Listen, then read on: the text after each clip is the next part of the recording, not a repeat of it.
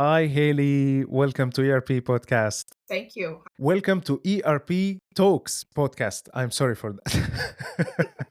Thank you. I'm happy to be here. Yeah, so it's 7 months now or 8 months since we met in Las Vegas.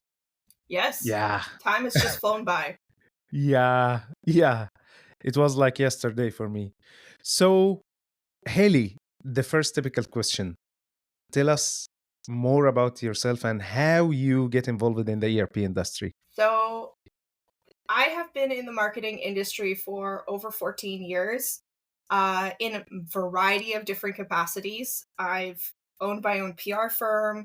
I've done marketing for small businesses. I've done marketing for mid-sized businesses. And then I went back to school, got my degree in full stack development, so I can do a whole website from the back end and the front end. And then I fell into the ERP space. I actually was hired by another ERP VAR to work on their website and work with their marketing team. And then from there, it just evolved more headfirst into the marketing.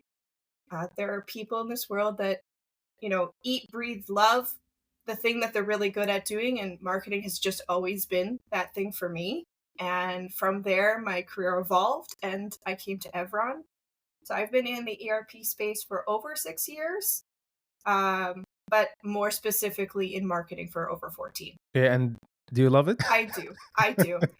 You can't see them very well, but above, on the other side, there are some old advertisements. And so my family will often go and find old antique advertisements and bring them to me because they know that I love the digital part, the creative part, how old newspaper ads used to be laid out, how they're messaged, and the copy that has been them. So I listen to lots of marketing podcasts. I read my whole LinkedIn feed is just all marketing professionals.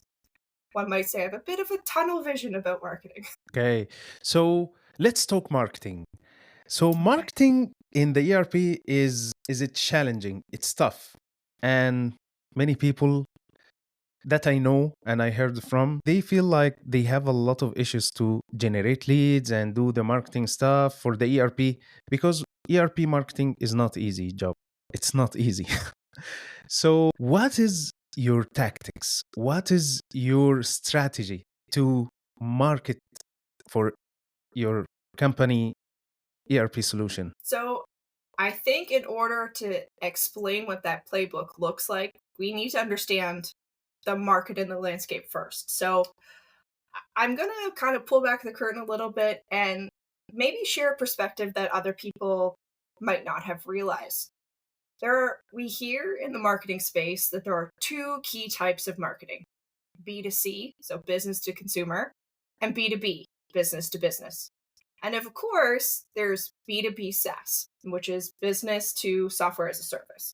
Okay. So those are kind of the three marketing bubbles, topics that you can go online and learn about, or books you can read, podcasts that you can listen to.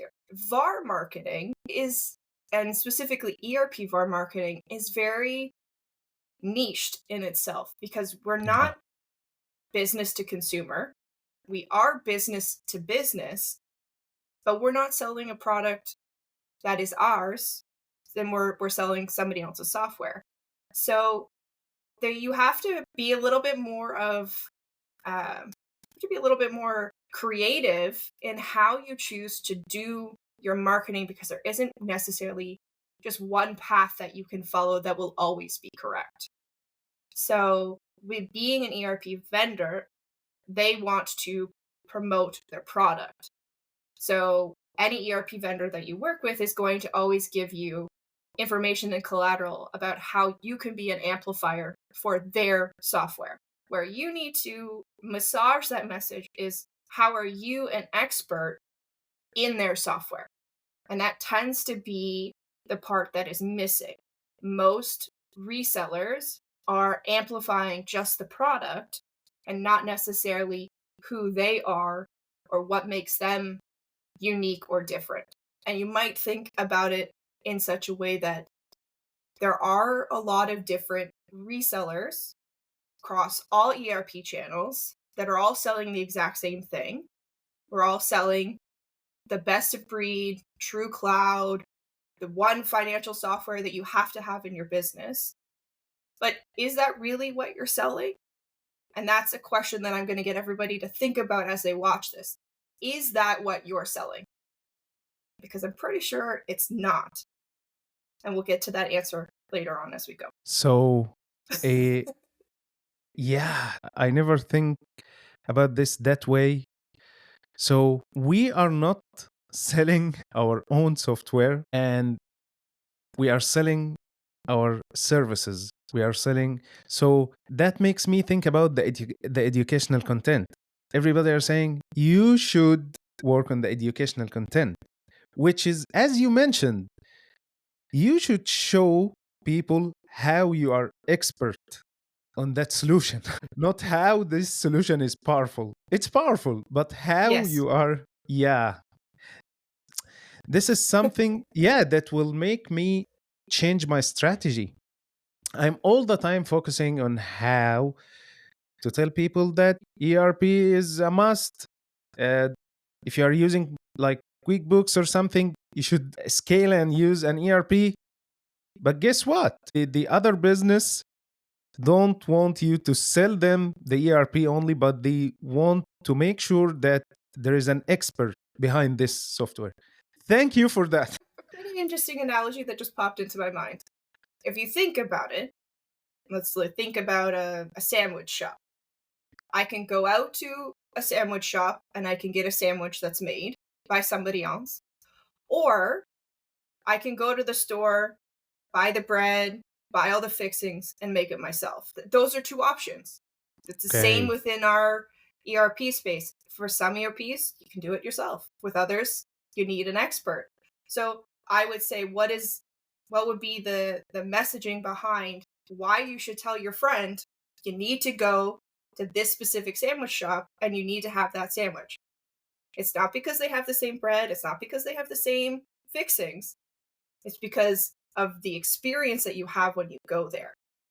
So that's what I'm talking about. That's who you are, the experience that they have by working with your company to get that. Yeah, I love this.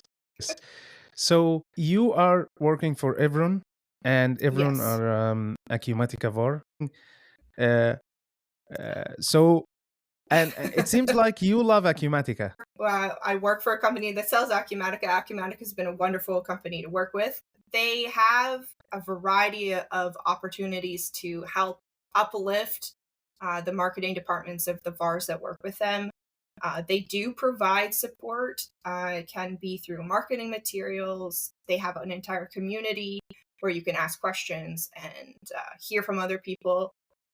It's not exactly the same as just kind of making your own little pod of people of community conversation, but obviously it is there.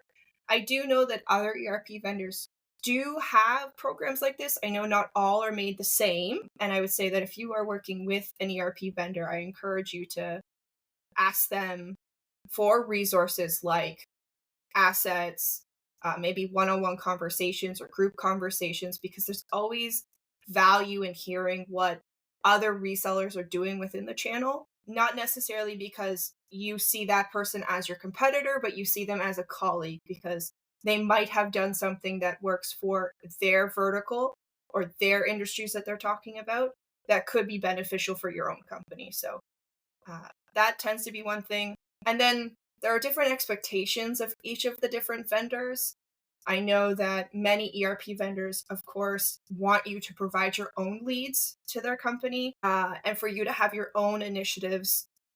Within Acumatica, for example, we do have to provide a marketing calendar each year that kind of outlines the areas that we want to focus on.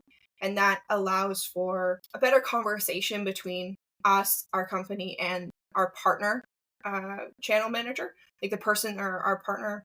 Fix that for us to have a better understanding of what we're doing within our marketing with our partner at Acumatica. So it'll outline our objectives. It will outline different focus areas that we're going in. So that tends to be what it is with us and Acumatica. Okay. So B2B, you mentioned the B2B and the Mhm. B2C. And the new thing for me, the B2B SaaS. SaaS. Yeah. You are selling a software as a service. So it's not your product and you're selling it, you're selling your services. Now, let's move to the most important thing. I will make sure that I market my company as we are experts. We know the ins and outs of this software. We are professionals. That's fine. But how to generate leads? I heard in a podcast that the B2B is not easy. It's not like the B2C. And the B2B SaaS model, I believe it will be harder. And I live this every day. It's not easy to generate leads in the ERP industry.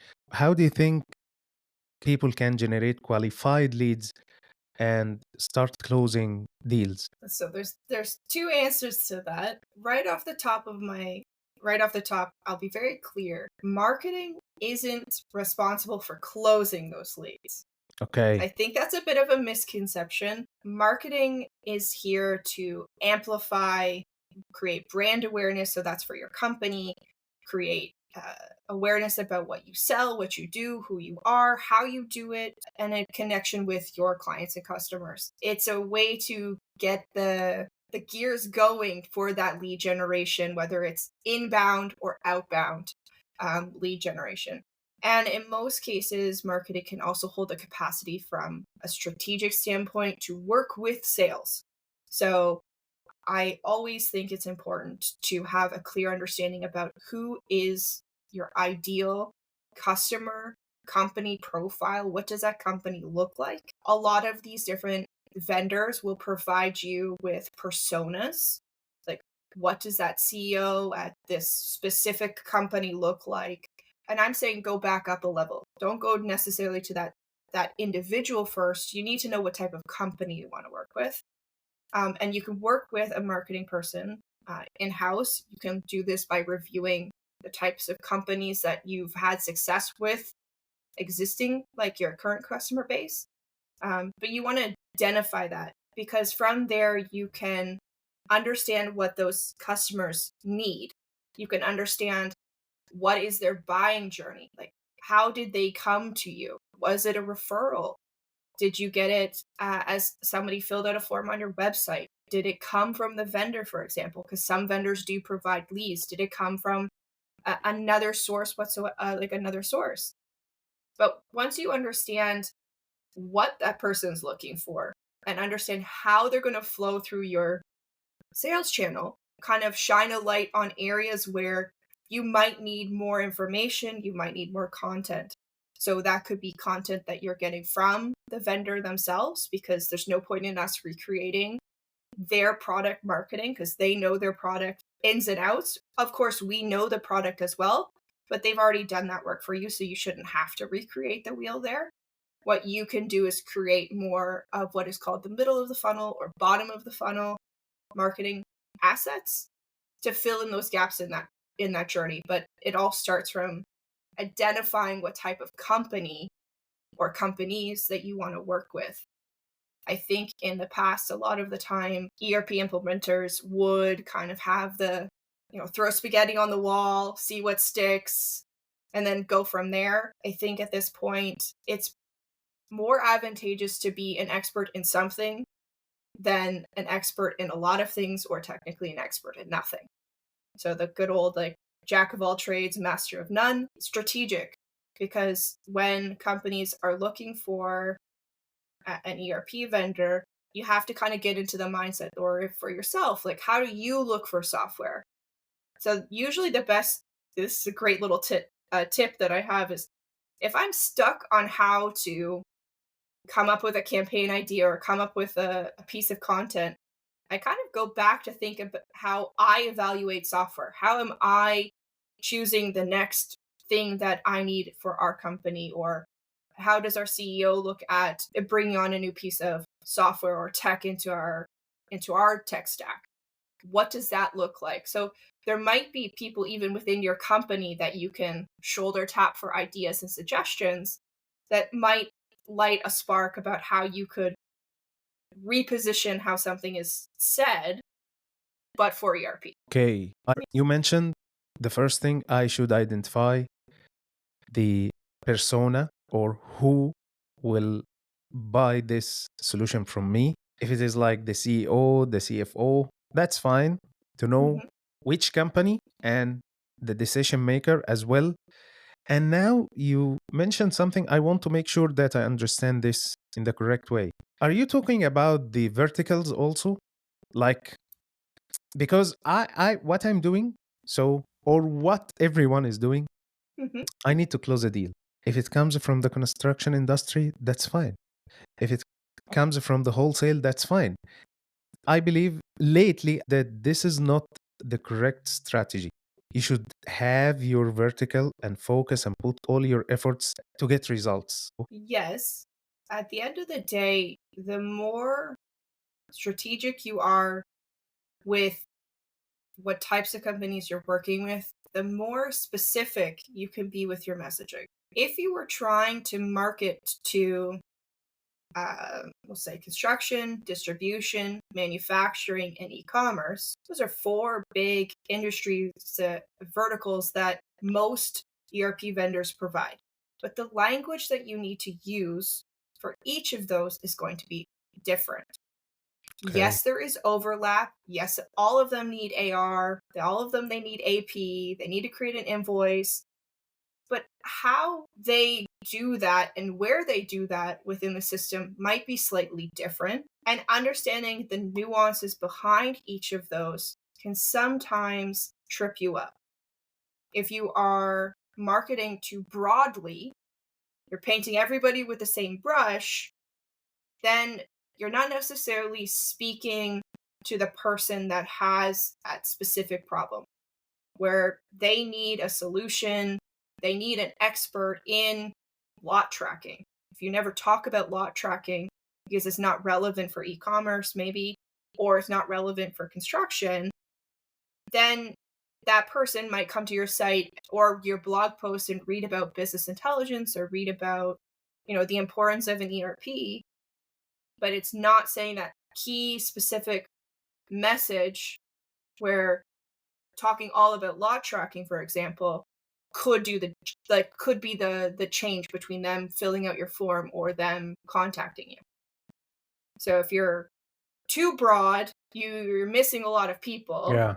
And then obviously if you're hyper specific, whereas I only work with HVAC companies who have a duct cleaning service, only those specific companies, then you are also partially shoehorning yourself in the same vein. So you need to be a little bit more vertical, micro vertical specific than completely broad right across the spectrum. Awesome. Awesome. 100% agree with you on that. And it makes sense when you speak their language and also build an experience because, as you mentioned, if you are working with the HVAC, so the first project, you will get some experience. The second one, you will get more. The third, the fourth, Exactly. then you will be a real expert on this micro vertical. Perfect. So, okay, we identified the persona. Now, how we generate leads. So that's the golden question.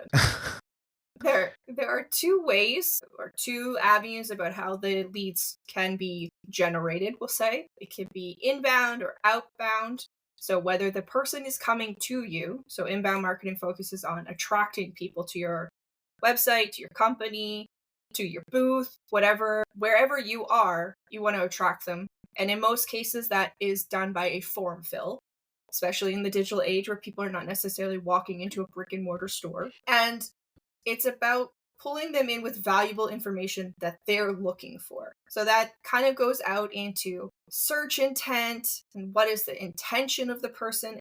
And that kind of also bubbles back into their customer journey. Where are they in that flow? So I highly recommend people look into search intent. That could be an entire podcast all on its own. The search intent like Bambora and Yeah, yeah, it's expensive also. it is. But if you understand what the search intent is, so if somebody, I'll go into it a little bit. If Yeah. someone's search intent is transactional, they're looking to buy something, then they're going to be going to specific pages within your website. They want to know the price of a software. They want to know what your process looks like because they're at the point where they're ready to say, yes, I want to buy it. That would be relevant for an ERP software vendor to have like how the pricing tiers work or how the user licenses are broken down. Whereas if somebody is looking for educational content or informational content, that's where your top, middle, and bottom of the funnel content can come in. So is the person looking for what is ERP? How do I effectively do lot tracking? Or what is the best ERP for HVAC? So it could be any of those, but depending on why the person's looking for them, like you can glean out what should be in that article instead. Does that make Okay. sense? Yeah. Yeah. And So, yes, there are fancy tools like Bombora or Zoom Info, or I think there's one called Lead Strategies. I know Acumatica, for example, does subscribe to those mm, solutions, those yeah. tools, and they can be expensive, but with some reverse engineering, you can also create content in those buckets. So the inbound, as you mentioned, is how to attract people to your website, for example. Mhm. So the competition is not easy. When someone will type on the Google search like best ERP for HVAC, for example, Mhm. a lot of pages will appear, and also there are people who are paying for ads. So how can I appear? How can they find me? Not only in the website, but how can the inbound happen? How can I attract them? So, focusing on that intent, what is the person looking for? If someone is looking for what is the best HVAC ERP, they're not necessarily going to find your company if you aren't in the HVAC space. So, Okay. right there, you don't have to worry about that person. But if you are in the HVAC space, then if you have written content, blog articles, white papers, or ebooks that are talking about all the different scenarios within the HVAC space, whatever the problem is, that there's probably a follow up question that that person is going to have and be searching for. And you have to remember a lot of people now are using AI. So when they type into Copilot, for example, on Edge or maybe even ChatGPT, you know, what is the best ERP for industry? It's not necessarily based on your search engine optimization anymore. It's based on the algorithm within inside the AI and how it's learned and the information that it's pulled. So it depends on how you're answering the specific question. And this is where specificity can be more helpful because a comparison article about different ERP might be something that the software vendor would provide or something that's probably already been created uh, 5, 10 years ago and is already ranking number one. So if you're trying to compete with creating I would say, more top of funnel content, the what is, the how to's, in a broad sense, it's going to be really hard to rank Mhm. higher. Yes, there are tactics that you can use that are beneficial and tactics that you can use that are cutting corners, but I highly don't recommend any of those ones because you're going to get dinged in the end. But if you are writing detailed content that's relevant to the common pain point, the benefits, the technical considerations, if you're leveraging your subject matter experts from within your company or within the vertical as a whole, it doesn't necessarily have to be just somebody from your company. Maybe you work really well with another VAR and you want to have more of a thought leadership piece. Like, we don't have to think of each other as competitors. We have to think of our competitors are actually, and this is my opinion, and I've heard this said before, so I'm parroting somebody else, and I agreed with them, was that your competitors are actually like the ERP implementers of other software, not Okay. of the ones that you're selling. Because in most cases, you're going to actually end up working with one of your fellow resellers at some point because they might have a customer, they might get a referral that's not a target area that they work in, but because they have a positive relationship with you, they might pass you that lead. So always have good relationships with your fellow Yeah. resellers. Okay, perfect. So circling back to the inbound and outbound, Mhm. what is the outbound? The outbound does include some sales, but that would be cold calling is definitely outbound. Mm, Outbound is where you are proactively reaching out to potential customers and you're using very direct and hopefully straightforward messaging. So cold calling falls under that. Trade shows and events actually can also fall under that because they didn't necessarily come to see you. Trade show can be both inbound and outbound, but I did categorize it under outbound in most cases because you're finding net new people who might not know you. And then the last and really big one I've put under outbound is advertising. So whether that's mm. LinkedIn advertising, Facebook advertising, Google paid advertising, it can even be print advertising. Or in the case of Acumatica, I know that they have been doing a lot of radio ads. My father tells me all the time, "Oh, Hayley, I hear the ads for Acumatica." It can also be sponsorships, whereas Acumatica, for example, has sponsored female golfers. I was watching golf the other day and I saw the lady walk by and she had the Acumatica logo and I was like, "Oh, there they are." So it's ways that you are putting yourself in front of other people who didn't necessarily know about who you were in the first place. Outbound marketing tends to have, in my opinion, a lower return on investment because you have to spend so much money to put your name out there. But depending on the type of lead that you get back, it can be rewarding because depending on how large your advertising budget is, if you're using Google pay-per-click ads, even if you were to get one or two ERP implementations, it may have paid off like a fraction or all of your ERP budget or like Google paid budget, depending on what you're putting into it. But those, I would say, are the two ways that people can find you. There are other ones such as like referrals and referral networks. Those different things can also put you in front of people, but they tend to have an upfront cost. So you're paying for something to receive their information. Cool.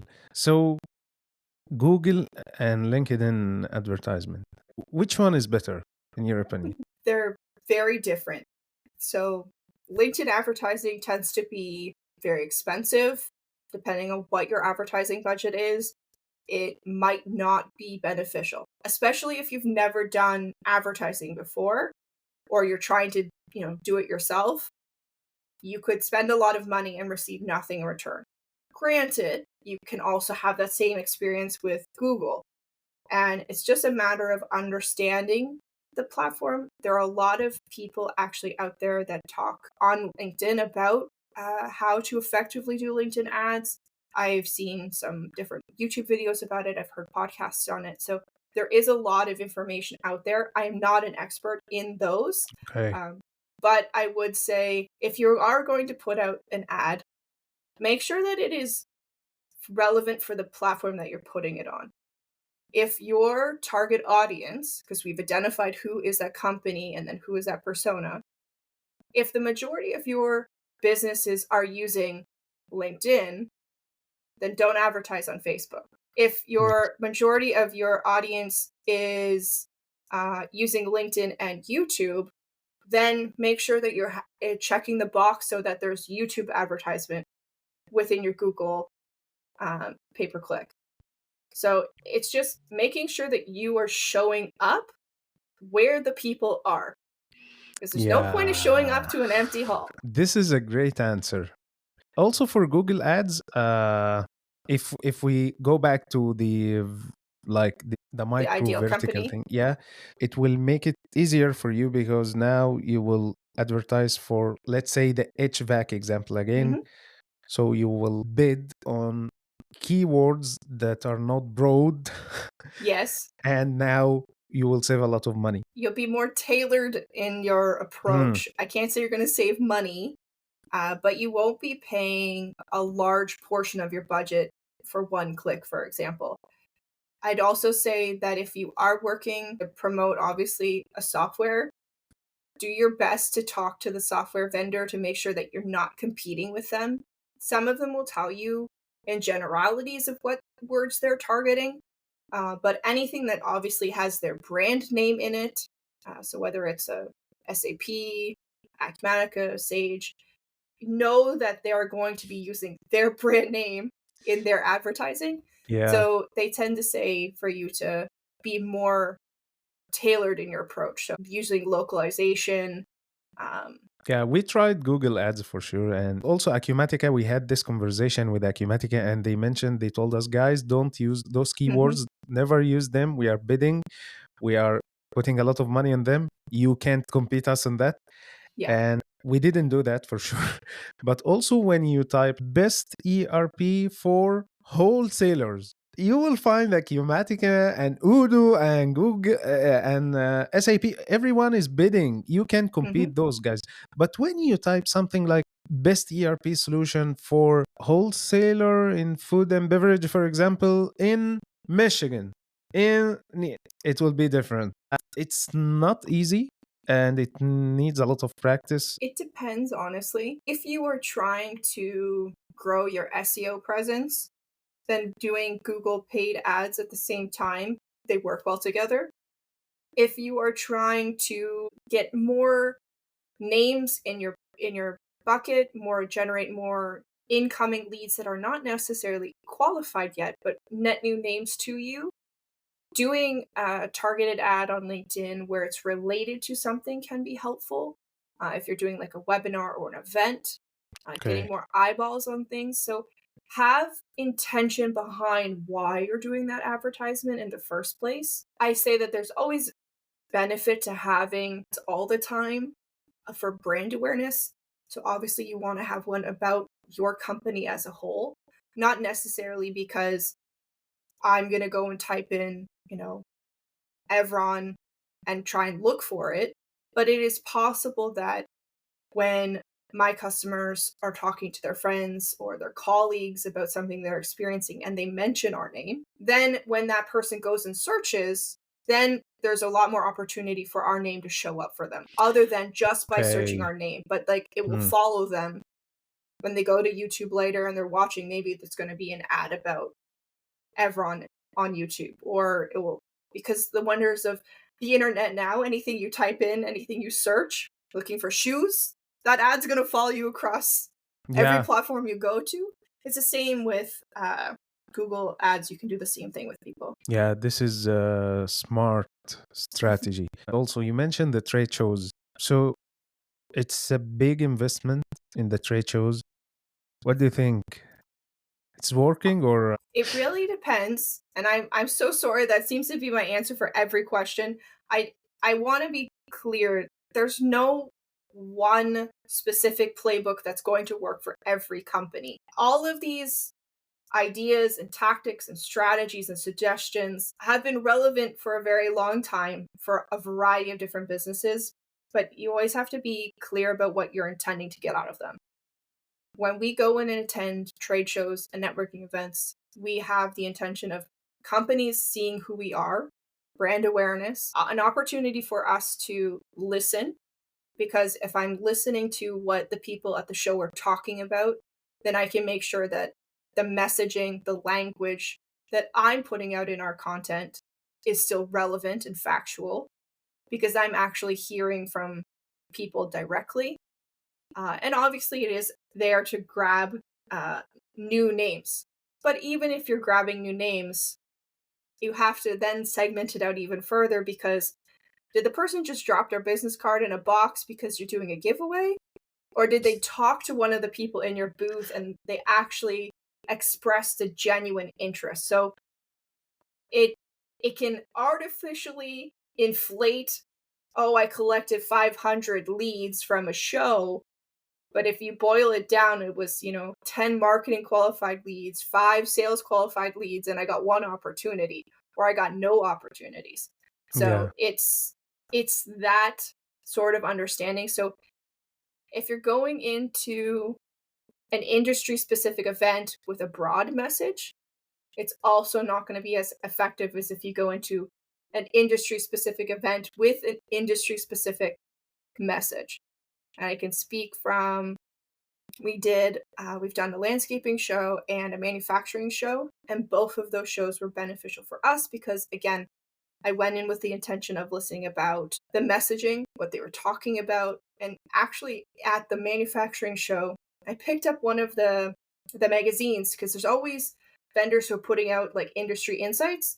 I picked up one of the magazines, I was flipping through it, and there was a whole article in this magazine about something I had never even thought about.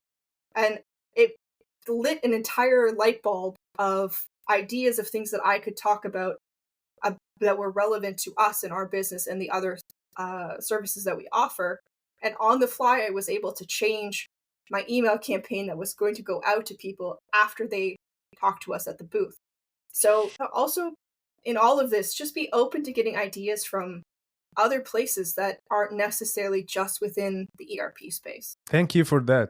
This is something that I need to know because we are preparing also for a trade show. And If now, one of the most important thing that I should consider now is to learn more about what people need in this trade show. So I need also to understand their needs, what they are looking for.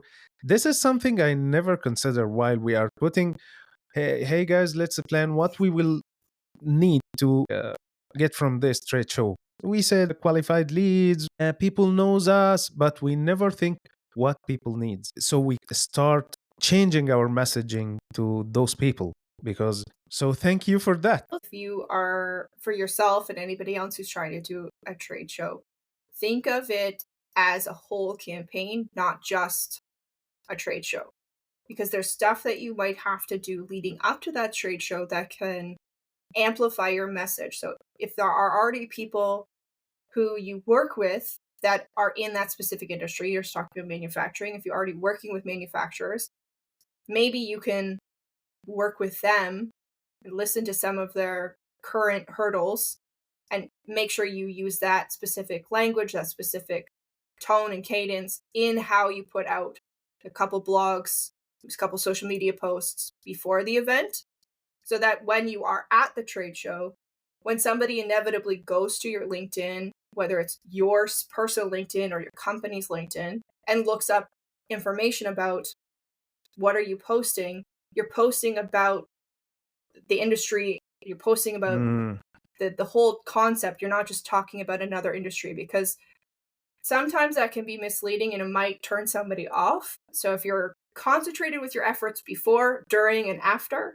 it can really be the difference between showcasing yourself as an expert or a thought leader versus just showing yourself as a generalist. yeah, thank you for those tips. Yeah, it's really beneficial, and I really appreciate that you mentioned that with us. So let's move to the online presence, Yeah. the social media, the LinkedIn, YouTube, TikTok. So the content, yeah. So right off the bat, as I said earlier, your website, your digital presence is technically now your brick and mortar. In most cases, how you are perceived online can be either both beneficial or detrimental. And it tends to start with your website. That's the first place that people might learn about you, figure out who you are. So you need to obviously have all of the normal key pages, who you are, what you do, why you do it, what you do. So there's it industry specific, is it solution specific? And then I highly recommend everybody to have a blog. Talked about it earlier, the importance of having content put on that blog. And one tip that I've seen come and go in importance is in sometimes on a blog, you'll see that the author of the blog is the company or the author of the blog is an individual. Google has changed over the years which is important, and it's something that you can determine for yourself at your own company. But would you prefer to read a blog that's just produced by a company, a faceless individual, or would you rather read a blog that was written by Hayley or written by Khaled. And then there might be a follow-up where you meet or Khaled at an Yeah. event, or you read a newsletter that's sent by them. So how you author your content can also show who you are. But again, that will depend on the intention of the company and the message, like how personable your company is. I can say, for example, our website, it just says Evron right now, but it could evolve when we do the next site. So having more dedicated experts and profiles of them going forward. We've kind of talked about SEO as a whole earlier on, but I'd say best practices are to definitely have an SEO strategy for the page.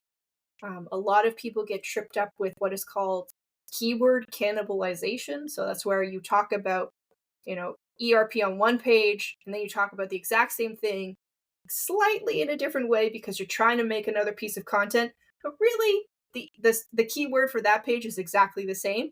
And then those two pages fight each other technically in Google's eyes. Like which one is more relevant, and then one will be seen as the key piece and the other piece will get pushed down, even if that newer piece is more relevant than the older piece. So just make sure that you're So let's move a step back about the SEO. I just know about the SEO this year. So okay. for me, if I it's a search engine optimization. What is that? And why it is important? So search engine optimization is extremely important because it's how Google and Bing find your website. Now, in most cases, everybody only talks about Google Analytics, Google this, Google that. Do put Bing on your radar. People who use Microsoft Edge search through Bing, so they have their own analytics there as well. But basically, it's the old phone book. How do you get your name into that phone book? How does Google know who you are? That is what search engine optimization is. So your website as a whole has information, basically a short snippet of information that talks about what your company does. That could be in your meta title, that could be your meta description, it could be your meta tags. Those are specific things that would be related to your website as a whole.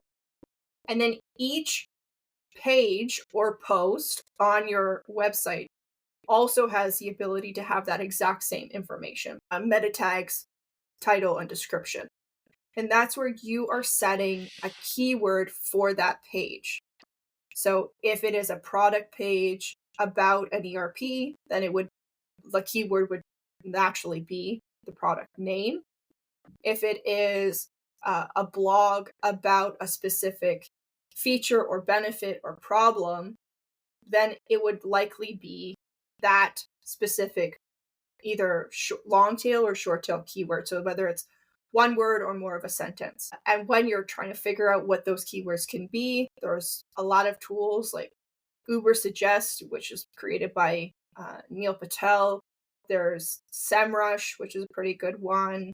There's like Ahrefs. Like there's quite a few different tools out there that can help you with your search engine optimization. There's even one called Ochimo by a company called Aircule.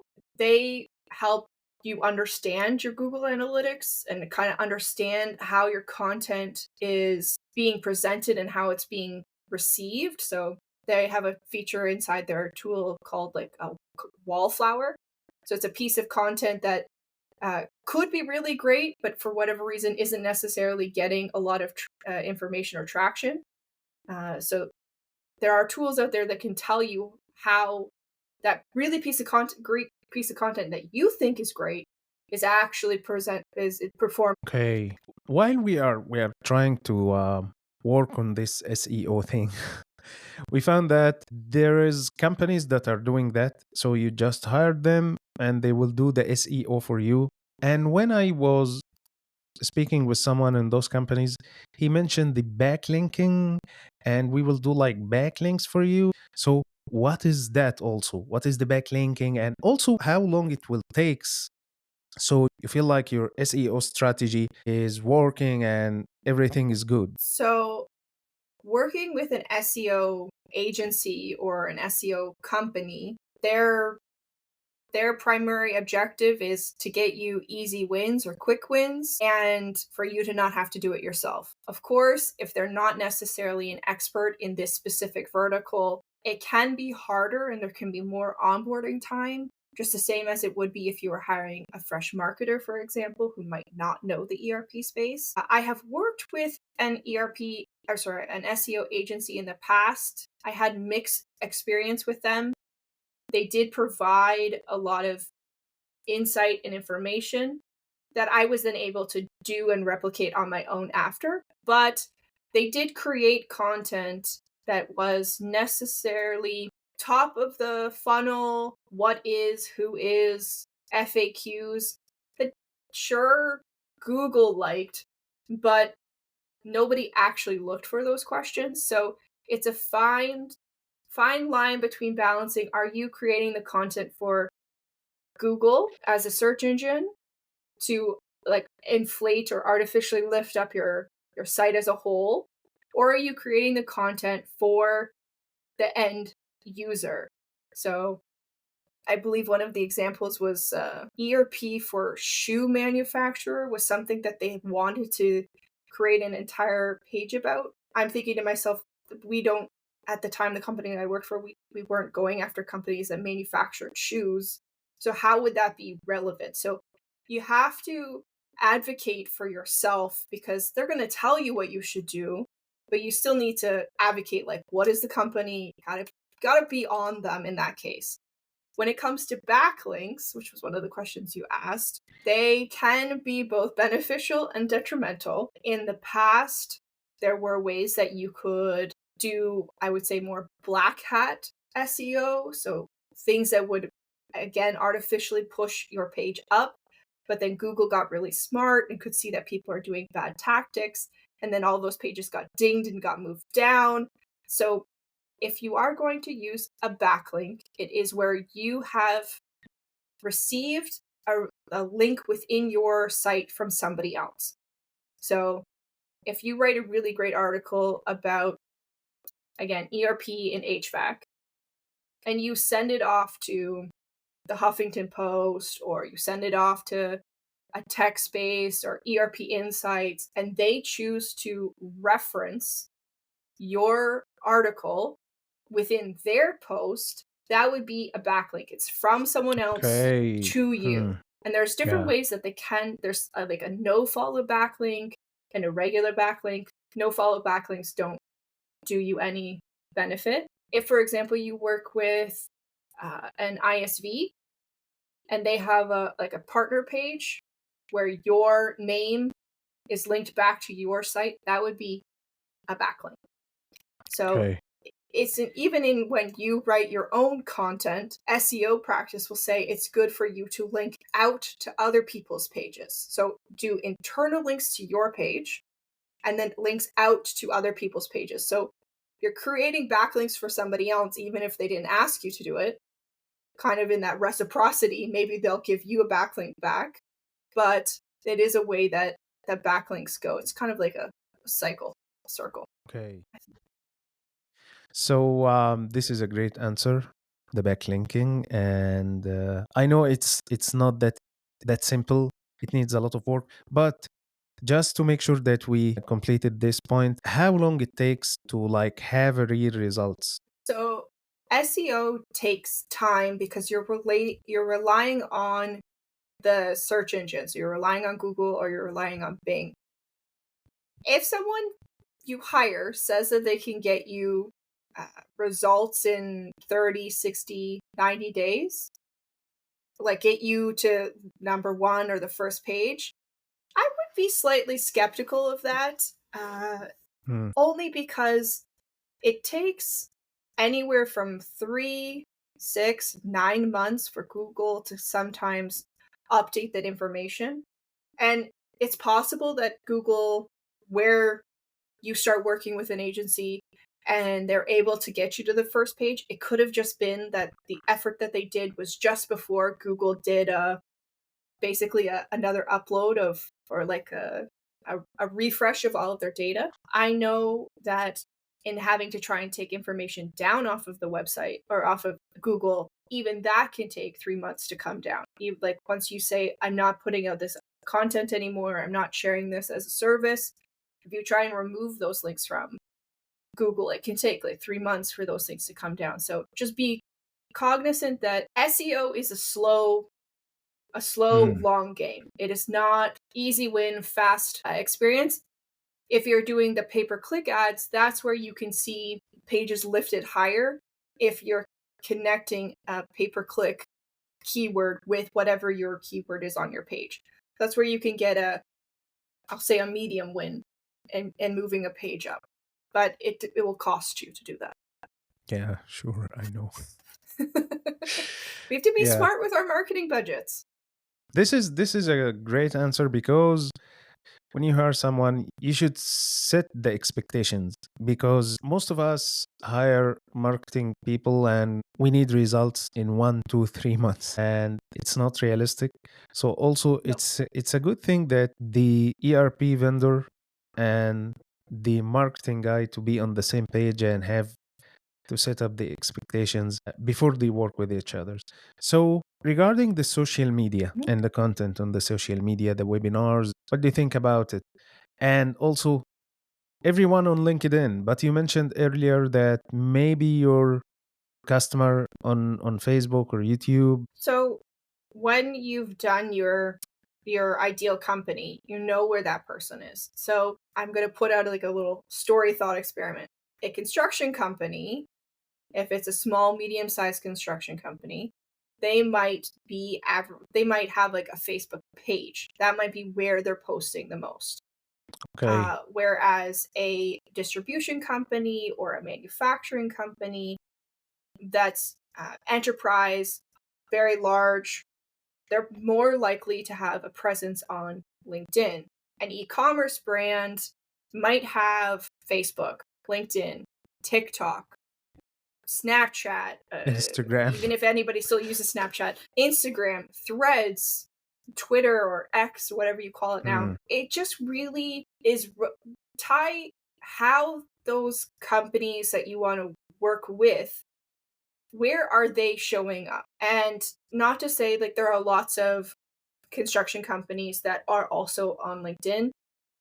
So don't think that I'm trying to say that only one is relevant for an entire industry. It's related to what your actual snapshot of your clients are.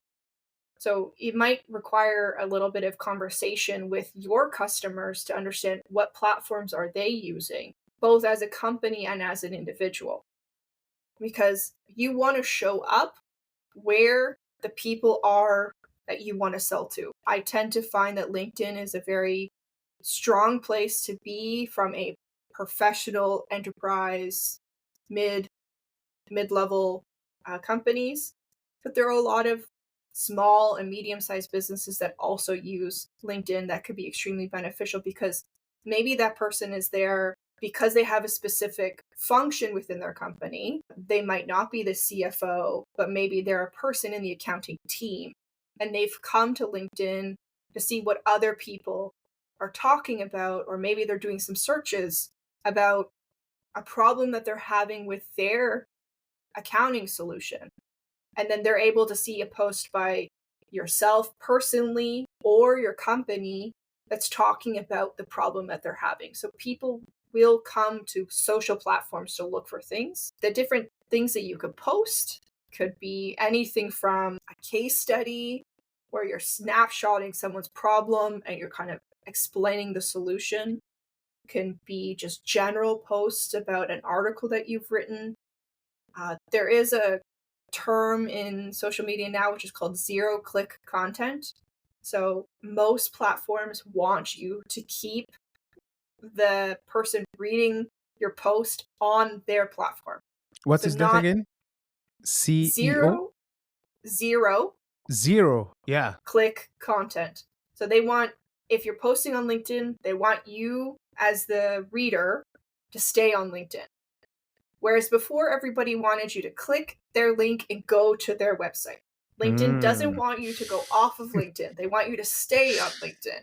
Yeah. So I'm talking about this now. In 6 months, a year, maybe that's not even relevant anymore. So It's really important for yourself as a business owner or a marketing professional or somebody who's interested in marketing to be aware of who are the players in this space as a whole. Like, who is the person that's talking about how to market on LinkedIn, or who is the person talking about how to do sales on LinkedIn? By listening to what they're talking about, they might flag when Google or LinkedIn or whoever makes a change to how they're presenting the information. So I think if you recall, Instagram had just posts, and then Instagram went to video, and then they went to stories, and then they had threads, like, or on Twitter, there was like just Twitter posts, and then there was threads where it was like 6 or 7 tweets all together. And each time a platform changes or adds a new content, like a way to post out your information, it gets huge focus. I remember LinkedIn had videos, like they tried to do like a LinkedIn stories or YouTube shorts, like that idea of like that short form content. LinkedIn tried to do that. They don't do it anymore, but they did try to do it at one point. So be adaptable about how you're doing your posting, but try to stay relevant as best as you can. Perfect. Perfect. Great answer again.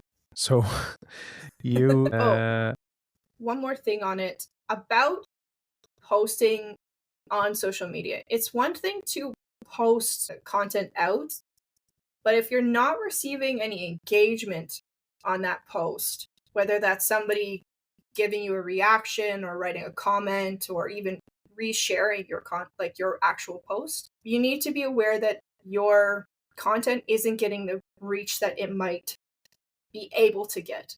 So it's important to check your social posts every month to see what was resonating, because what's working right now might not work, like I said, down the road.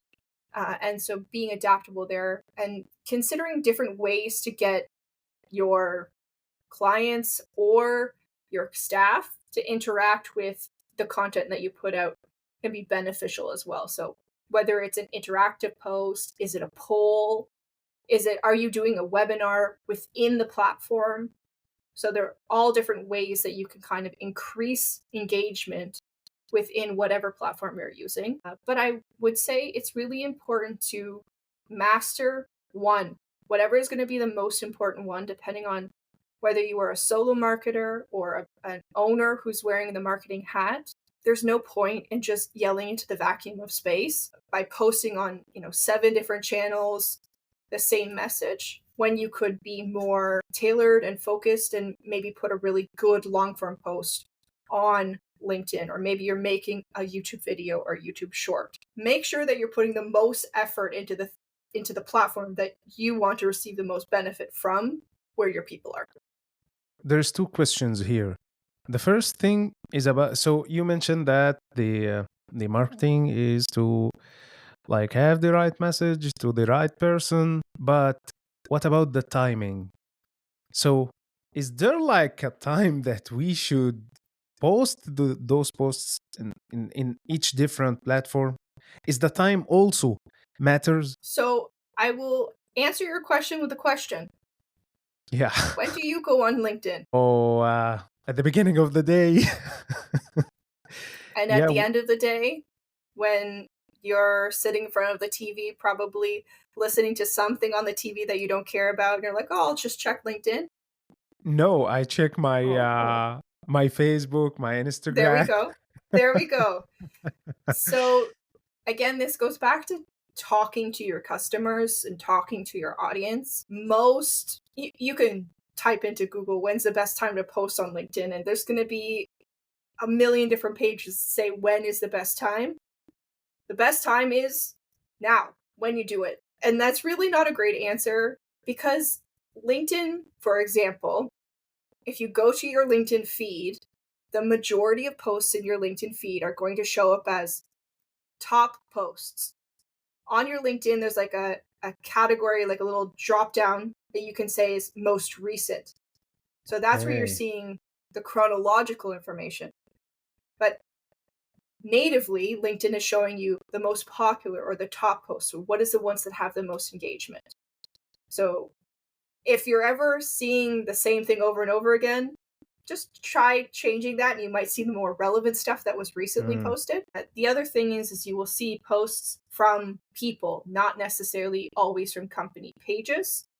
So having a strategy around how you post is also really important. Are you a CEO? Are you going to make a post? Do you work with a marketing person to help formulate what that post is? Because if I asked you, Khaled, I want you to make a post 3 times a week, but gave you no input about what you should post, you're probably going to go, oh, I don't know what to do. Like realistically, whereas if we were given some direction or some suggestion, or maybe you work with your marketing person, you can come up with some ideas. So I think it's important. Social media is meant to be conversational. So make it conversational. Make whatever you're posting something that somebody would want to engage with. But I will say, don't write at the bottom, what do you think about this at the bottom? Because nobody ever answers those questions. And I know that from personal experience. I've tried to put engaging sentences at the bottom and never ever works. So if you want to, if that's your tone, then do it. But I don't think it makes a difference whether you write that or not, in my opinion. So the timing, you said that each platform is different and it's based on the it's the audience, the user. Yeah. And also about how they will interact. You should like post something that people can interact with you, like talking about something that your community or those people who knows you can be interested in, and share their thoughts also. This is so beneficial also as well. I'm learning too much from you today, Hayley. Yeah. Well, hopefully everybody else is learning a lot too. I believe they will. So the webinars, you said the webinars also. I have a question here regarding the webinars. I can see a lot of webinars on LinkedIn, but let's say, and this is one of the ideas that we are working on now at Z Consulto. We will have a webinar, but all the time I was thinking, who will attend this webinar? So if we think about it from your perspective now, I have an ideal customer. This ideal customer is aware of what I'm doing. They like my posts, they are interested. Then when I will share that, hey guys, if you want to learn, I will do webinar. But what if I don't have those people who might be interested in this webinar or this topic? Maybe they are not in my connections. What do you think? So is there anyone will attend? So whether anybody attends or doesn't, is the message that you're putting out still relevant? So like the topic of your webinar, is it going to be relevant only because 500 people attend? Like, is your webinar because you're trying to have conversation in the chat, or even 20 people? If is your webinar content only related to the conversation that will happen throughout that webinar? Or is the content of your webinar relevant even if nobody shows up? Yeah. This is a new perspective. So I would hope that the content that you put out in your webinar would be relevant regardless of whether anybody's there. Of course, we always want people to be there, but we're also at the point where there is still webinar fatigue. There's meeting fatigue. I know I personally sign up for tons of webinars because I rely on the fact that they're going to send the recording, because then I can watch that webinar when it is relevant, or not relevant, when it's timely for me, because a lot of people tend to do webinars during the lunchtime hours or during 1 o'clock and Eastern Standard Time, for example. Well, I might have a standing meeting that is always at 1 o'clock on a Tuesday, and that's when this company does their webinar. So it's not, I then have to decide is it more important for me to go to my meeting, or is it more important for me to watch this webinar? Okay. And the decision is always going to be go to the meeting because you're expected to attend that meeting. Yeah. But the fact that I can get that information from the webinar and maybe watch it the next day at 6 p.m. when I don't have any distractions, when my family has gone out, maybe there's an ability I can listen to it in the car when I'm driving or listen to it on the train when I'm commuting. Having the webinar and being so focused on how many people register for the webinar, I think is a bit of an outdated thought. Yeah. Of course you want people to register. Of course you want that effort to translate into opportunities where you're selling something. That's always the desire.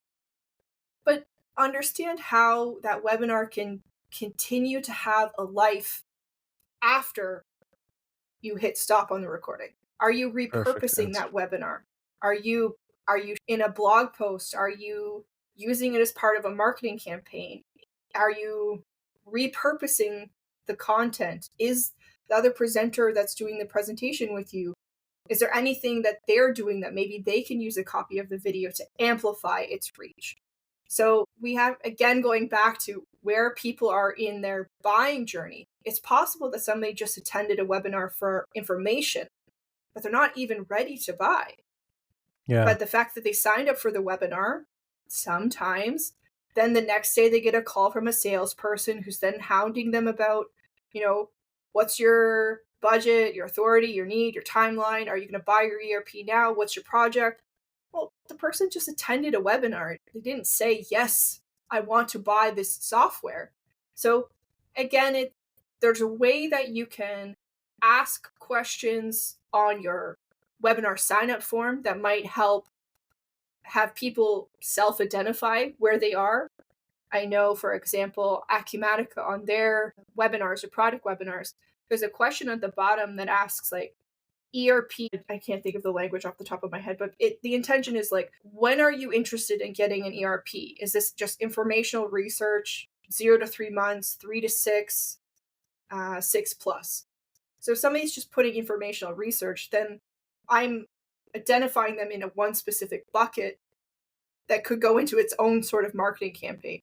But if somebody's in, 0 to 3 months, then those are what I would say is a marketing qualified lead where you could find out a little bit more information and then pass it off to sales.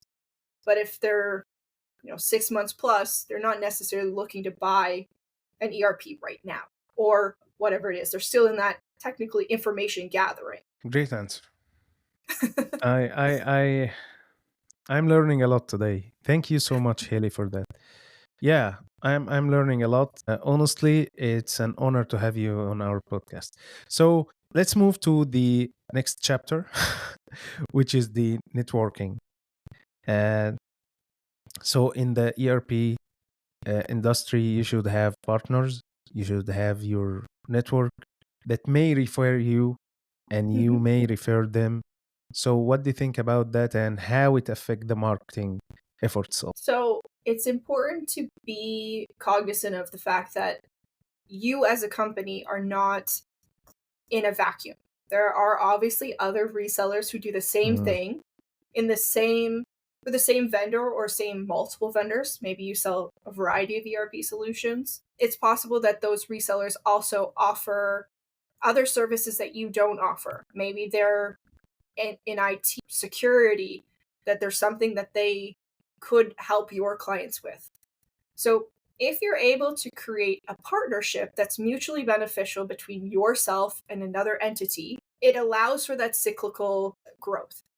If they pass you information or a lead, then you're working together, they pass you a lead back. It's the same if you work with ISVs, so that enhancements that you can normally work with the different vendors. Some ISVs tend to work with multiple software.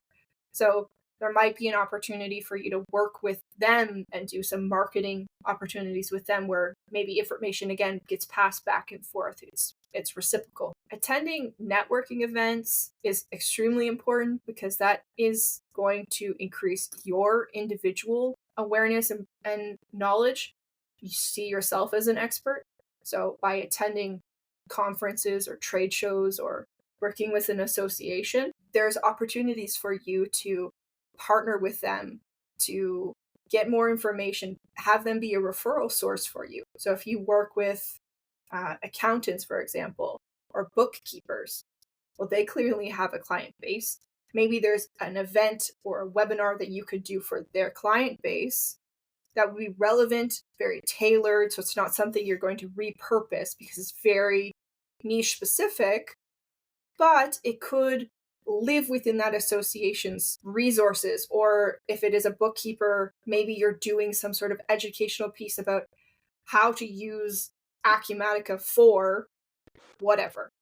And then that would Right. live on their space. So you're showing your expertise, you're being a thought leader, you're building awareness about who you are and what you do. Those are aspects there. It could also just be building a community. Exactly what you're doing right now with this ERP podcast. Yeah. I imagine there's a lot of resellers and ERP implementers in the space that maybe didn't know each other beforehand, but because they listened to the podcast or they watched the video recording, they're going to see somebody and be like, oh, I heard you on the podcast. I think we should have a conversation. And then that network starts to bloom and grow through that community building. So there's a lot of ways that we can work together with each other and see each other as resources and assets for one another and not necessarily as competitors who are trying to steal business. I think the more we work as a community, we work as a whole, lifting each other up, the better each of these vendor communities will be as a whole. I remember your words when we been in Las Vegas, and you mentioned that there is a lot of customers. So if we are competitors, we shouldn't we shouldn't think it that way. I will not take your customer because there is a lot of customers. There is a lot. The market is big. I remember those words. You Yeah. said the market is big. Yes. There is a lot of people. So that makes sense. And also, this is the reason of this podcast is to help the people in the community. So there's a lot of ERP companies that are suffering, like us also. We are one of them suffering on the marketing stuff thing. Um, Also, there is marketers that also need to learn. I believe that if I am working in the ERP industry in the marketing, I will learn a lot of things from you today. And imagine when you share your knowledge and someone now have this knowledge and then they share their knowledge and the community will be strong. And also you listen for sure about failure implementations. Imagine if the vendors are supporting each other and sharing the knowledge and sharing the, if someone have an issue, he share it with the people, hey guys, take care of that and that, then we will have a strong community, we will have a strong service that we provide. I'm 100% with you on that. We should think about networking in a different way between the other VARs and the other competitors. Other colleagues. Let's not Other say colleagues. competitor. Sorry, And sorry. as I said earlier, your competitors are people who are selling competing software. Yeah, So if you sell Acumatica only, then it would be another reseller who sells something that would compete with yeah, Acumatica. That's who you could see as your competitor. Of course, obviously, your competitor is if you are you get an RFP, for example, and you and another person in the same space are bidding on the same deal, then yes, technically that other company is your competitor in that scenario. But from a marketing perspective, we're all technically saying the same thing. The ERP system that you're using sucks or doesn't work or is ineffectual or is causing a hurdle in your business, and we have a better solution for you. We have the ERP that you need to implement today because it's going to fix all of those negative things. That's at the end of the day, that's what all of us are saying. It's yeah, just how we say it. I don't think anybody's going to come up to and put in their marketing, your ERP sucks. Granted, I think that would be extremely impactful, but obviously there's defamation. You don't want to slander another yeah, company. Like, there's so many nuances that go into what we do. But when you boil it down, something's not working, and it's not working because X, Y, and Z, but this will fix it. And this can be anything. It could be you, it could be your expertise, it could be your product, it could be your own IP that you've added onto whatever the vendor is. It could be a customization. Like whatever that sentence is, that's the basis of what it is. And then you just grow and build off of it. But if you don't know who you're trying to attract and you don't have a clear understanding of what is your offering, no matter how many resources that are given to you from the vendors, you're always going to be stuck on that point because you're not talking about who you are or why you're an expert or why they should work with you. Because the Yeah. software is the software. You're not going to change those features and benefits. That's already a package.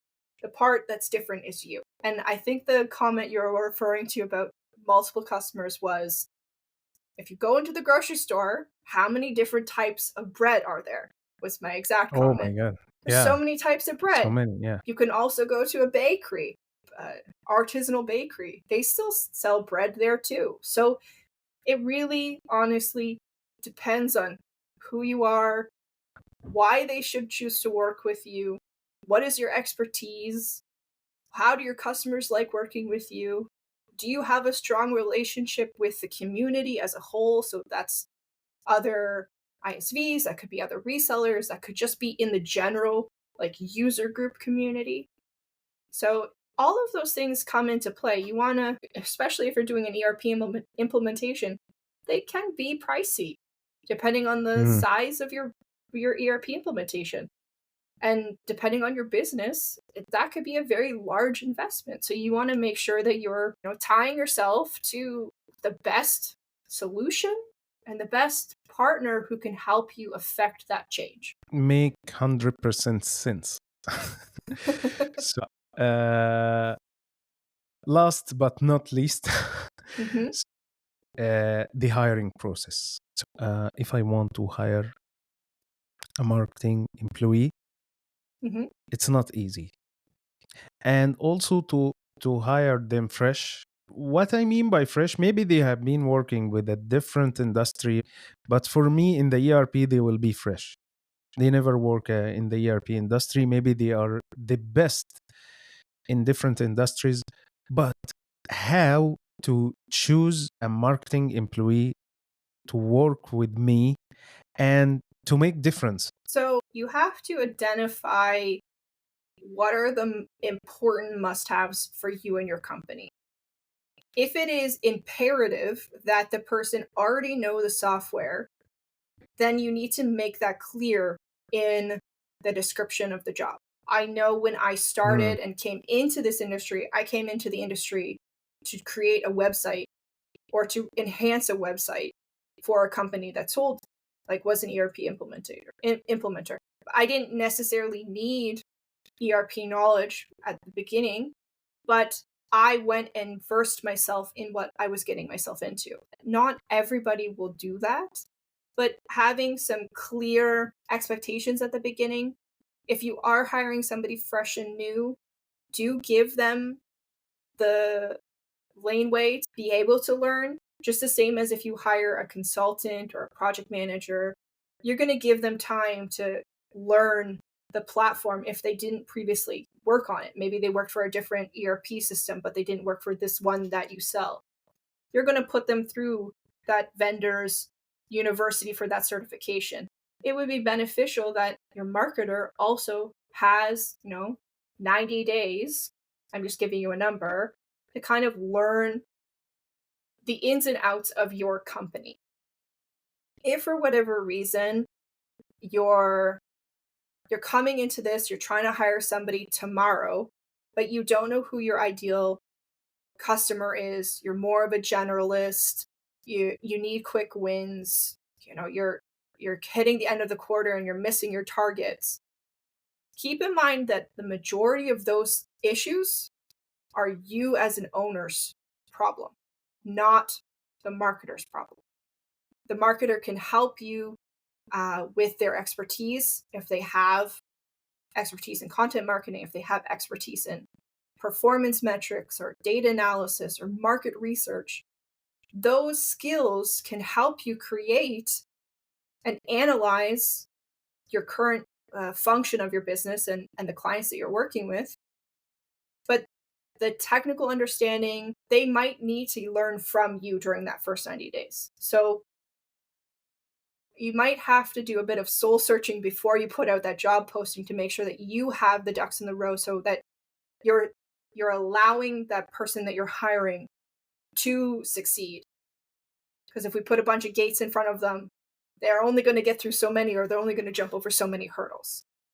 So that, I'll be very clear. The technical understanding is always an asset, but it doesn't necessarily mean that it will translate into your business. If they have ERP experience, I'll say Microsoft ERP experience for, pick an industry, swimming pools, Yeah. construction, Yeah. but you don't sell Microsoft and you don't work in the construction industry. You're in distribution and you sell, I think you've mentioned SAP, we've talked about Acumatica. So that technical understanding is something that will have to be developed, but they do have some foundational understanding that you can still work with in the interim. You want somebody who's also personable, I would say. They don't have to be an extrovert. They don't. That's not a requirement, but they need to be able to be open to conversing with yourself, your members of your team, and your customers. So if they have an understanding about how, like, a customer-centric focus, then they're able to help you identify maybe an opportunity for a success story, maybe a different way to position something with your sales team. So if they have some background in customer service, it can be really helpful. If they have experience in tech or SaaS, is really helpful, because then you know that they have like a product marketing background, so they can at least digest the information that's coming from the ERP vendor, and maybe they can massage it in such a way that they can make it more digestible for your staff or your clients.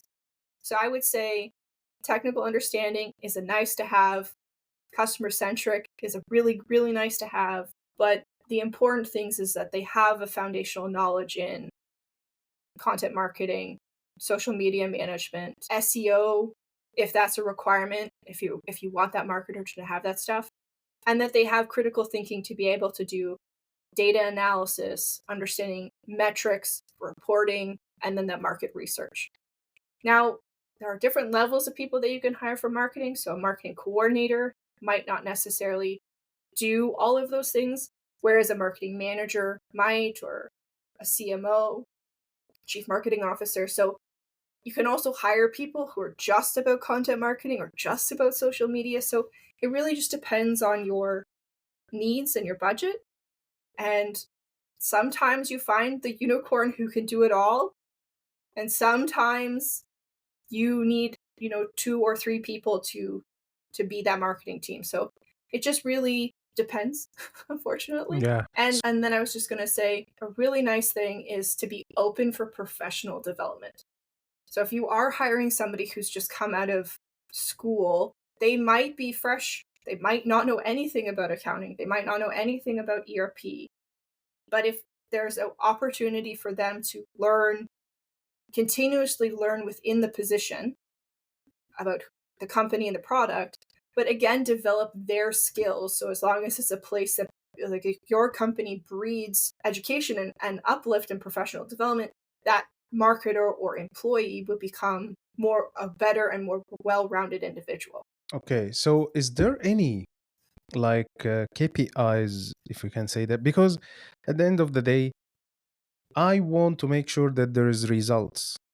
So Mhm. how can I evaluate the first 90 days? Okay, we will not talk about anything. It's a kind of onboarding, and um, the marketing employee is making sure to understand the ideal customer persona, the what is our message.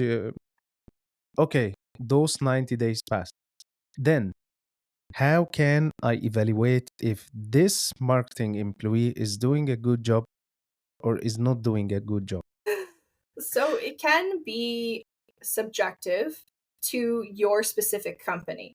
So when you hired them for a specific project in mind. So you in your job description, you might have said, I want to grow my business by 20%.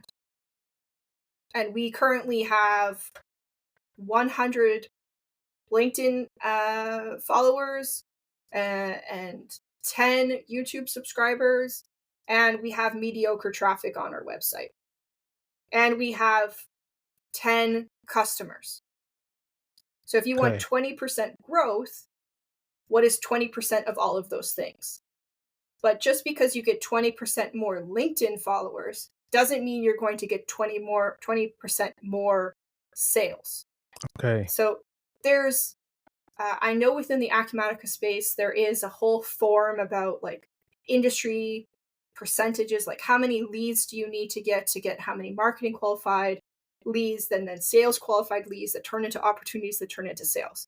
So that's where I'm saying you, as a business owner or a CEO, need to understand what are your current metrics and what is obtainable, and making sure you're setting them up for success. So does your website receive traffic? Do you have budget for social media ads? So I think evaluating a marketer, in my opinion, isn't necessarily you brought in 100 new leads or you brought in 5 sales qualified leads.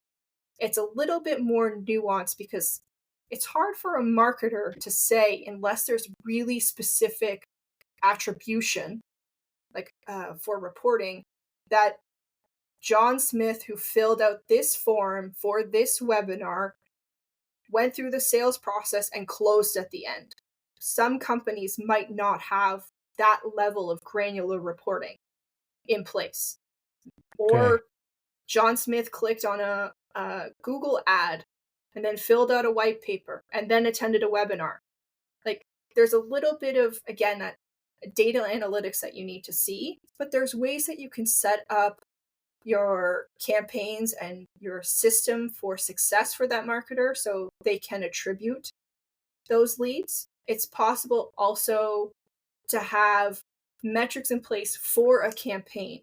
So we want to raise awareness. We want more people to attend our webinar. We want to see an increase in our social media following. Those tend to all be KPIs that you can say, like, we want to increase LinkedIn by 10%. So you'd have 110 followers by the end of the year.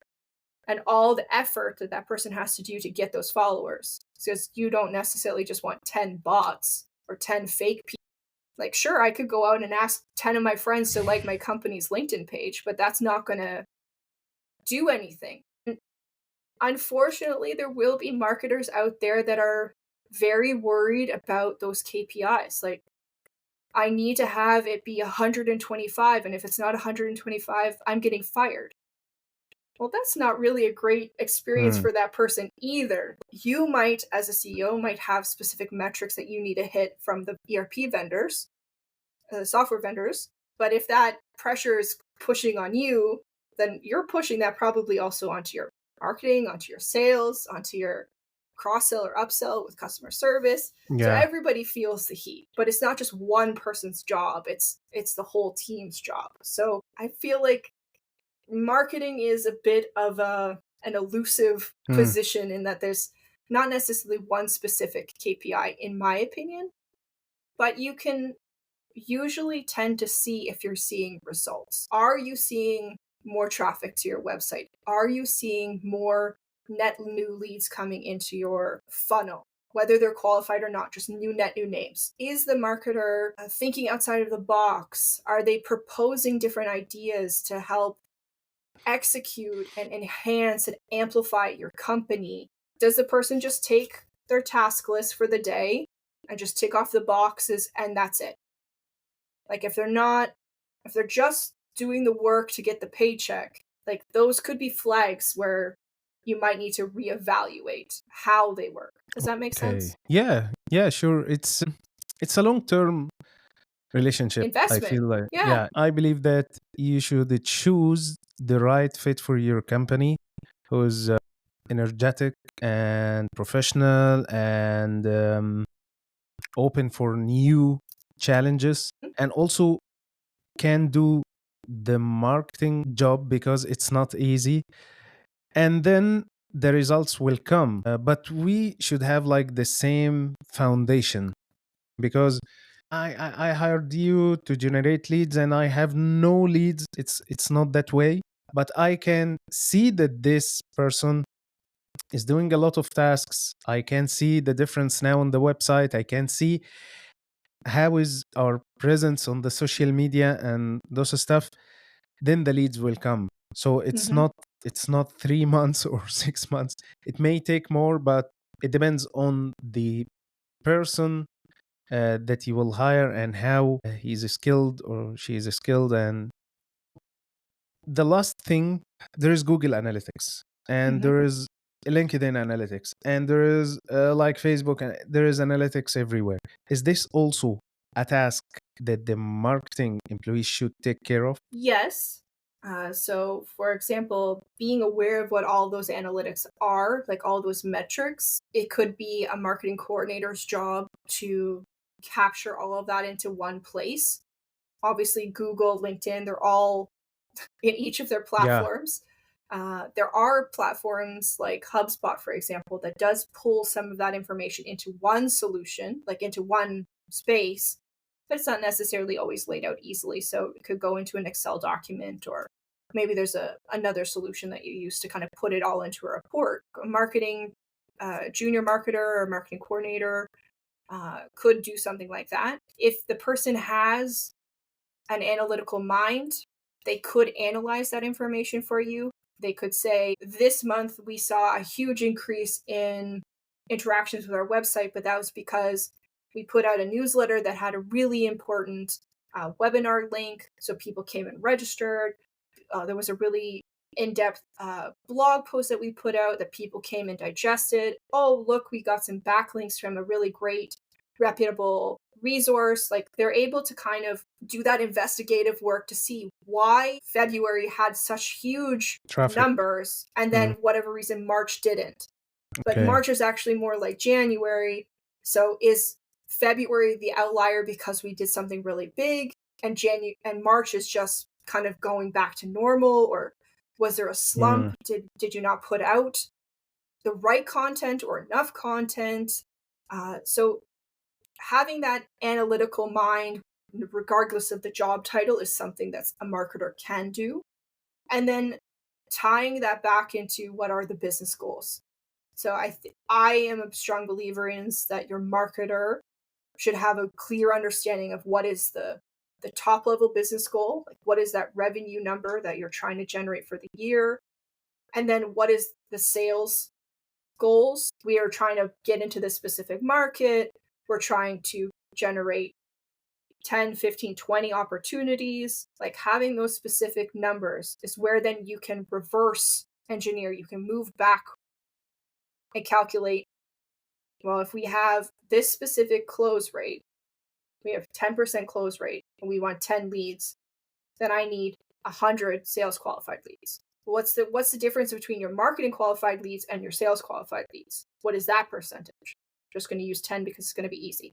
So I need 1,000 marketing qualified leads.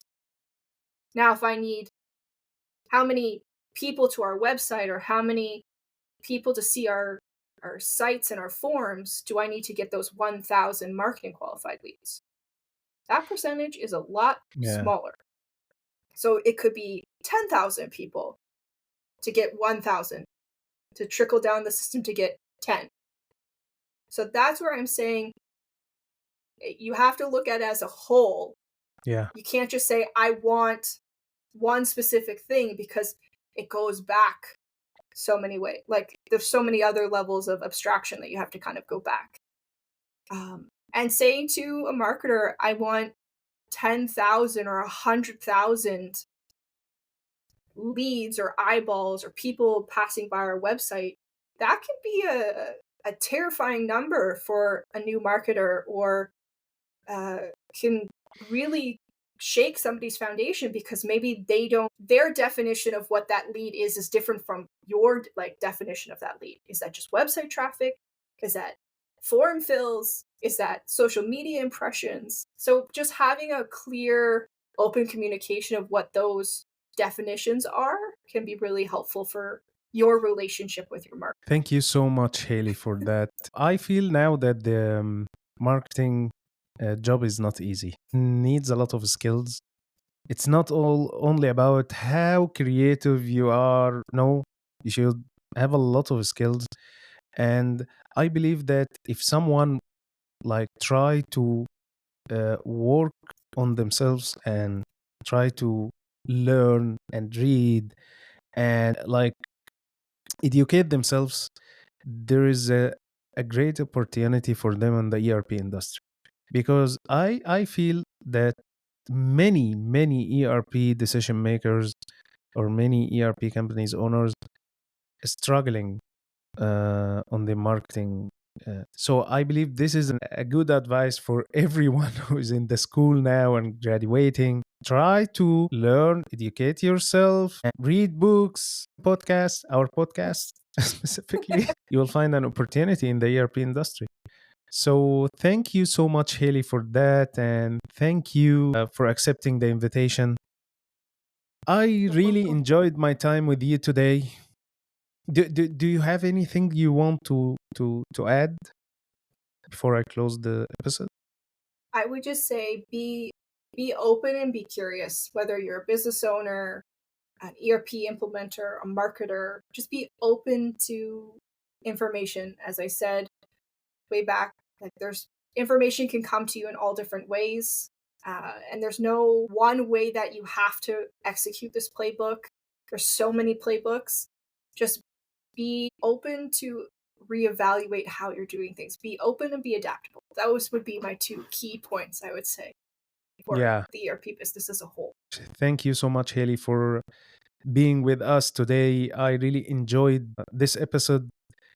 A lot of things that I learned today, and I believe that people will learn also. I will make sure to share it with everyone I know, because you mentioned a lot of things that was on my mind, and through this year I was looking for answers, and all the answers were with you. So I hope we did this earlier, but thank you for your time. I really appreciate it.